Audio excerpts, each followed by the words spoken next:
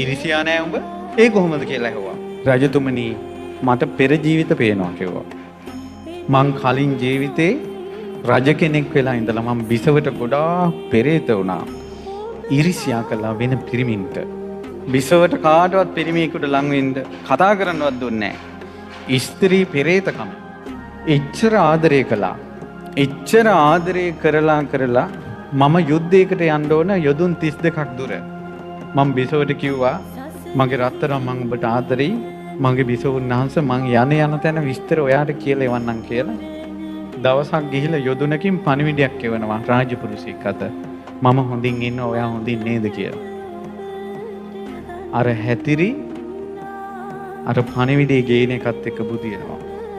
අපි කොච්චර ආදරය කළා. ඔන්න දෙවෙනි යොදුනේ ආයෙ කෙනෙක් කිව්වා. ඒ යොදුන් 32ක් යනකොට 30 දෙනෙක් රාජපුරුෂයෝ. අර බිසෝවල් වැඩ කළා. දැන් යුද්ධ ඉවර වෙලා ආයෙ මම එනවා කියලා එක පණිවිඩයක් කිව්වා. යොදුනෙන් වුණා ආයෙ 30 දෙන්නයි 64යි. ඊට පස්සේ පුරෝහිතතුමායි රජුරුවන්ගේ තරුණයි. අර හැතිරි ඒ පුරෝහිතට බැල්ම හෙළුවා. පුරෝහිත කිව්වා මම දරුවෙක් වගේ. ඔබ රජ බිසව අම්මා කෙනෙක් වගේ. තෝ දැනගනින් මං කියන දෙයට එකඟ වුනේ නැත්තම් මම මැරුණත් මගේ අතින් ජරා වැඩ වෙන්නේ නැහැ කිව්වා. අරච්චි මොකද කළේ? තරහට ගිහිලා මේ ඇඟ හූරගෙන මූණට අතෙන් තලාගෙන ඇඳේ පෙරෙල්ලා හිටියා. රජුරු ආසාවෙන් එනවා බිරිඳ ඇවිල්ලා තමාව වැළඳ ගන්න කල. ඒකී සිරියාංගබඩාවේ. රජතුමා වික්ෂිප්ත වූ සිතින් ගියා. මා ප්‍රිය බිරිඳ කියලා කෑ ගැහුවා. අනේ කොහොම යන්නද කියලා ඇහුවා. ඔබතුමා වැළඳ ගන්න මම මේ සිහින මවමවා ඉදින් පුරෝහිතයා මට කරපු දේ බලන්න කිව්වා. ඉරිසියාව ආවා. පිරිමියෙක් මගේ ගෑණිට අත තියලා කියලා. ඉක්මනට පුරෝහිතයට මරණීය දඬුවම් දුන්නා. එතන ඉඳලම මරණයට කැඳවනකොට පුරෝහිතයාගේ ඥාන ශක්තියෙන් ආයෙ රජුරුව ළඟට ආවා. ඇවිල්ලා කිව්වා මැරෙන්න කලින් කියන දේ අහගන්න කිව්වා. ගෙන්නන්න කිව්වා රාජපුරුෂයෝ 64 දෙනාම. මුංගෙන් අහන්න කිව්වා විච්ච දේ. ඔක්කොම වැමෑරුවා. පුරෝහිතතුමාගේ මෝ මණ්ඩල හඳක් වගේ.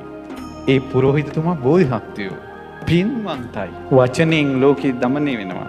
අනේ මම මේ වාගේ උතුම් පුරෝහිත රත්නයක් මේ ගෑණිට තියෙන පෙරේතකම නිසා නසන්න හැදුවනේ.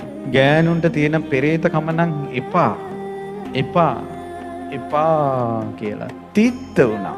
පෙරේතව හිටපු මිනිස්සෙක්නේ සත්‍යයේ ඉදිරියේ තිත්ත වුණා. රජතුමනි එදා ඉඳලා මං ආපු සංසාරේ මට ඉරිසියාව ඇති වෙන්නේ නැහැ කිව්වා එදා ඉඳලා. ඔයාලා දන්නවද ඒ කවුද කියලා? සාරිපුත්ත මහරහතන් වහන්සේ සංසාරේ. අපේ සාරිපුත්ත මහරහතන් වහන්සේ කිනිහිරියා මලේ පාටට රත්තරම් පාටට බබලන ඒ සොඳුරු මුනිවරයා. බුදුරජාණන් වහන්සේ හැරෙනකොට තුන් ලෝකෙම අග්‍රම මුනිවරයා. ඒ සාරිපුත්තයන් වහන්සේ සසරේම ඉරිසියා කළේ නැහැ.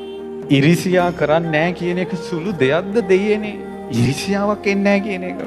එක ගෙදර සහෝදරයෝ දෙන්න ඉරිසියයිනේ. එකට ඉගෙන ගන්න යාළුවෝ ගැන කවර කතාවද? තවත් කෙනෙක්ගේ ಗುಣ වැඩිපුර කියනකොට බලන්න. ඉරිසියාව. මගේ සාරිපුත්ත මහරහතන් වහන්සේ සසරේවත් ඉරිසියා කළේ නැහැ. ඉරිසියාව තියෙන අය සරණ යන්න සාරිපුත්ත මහරහතන් වහන්සේ වඳින්න. සාරිපුත්ත මහරහතන් වහන්සේ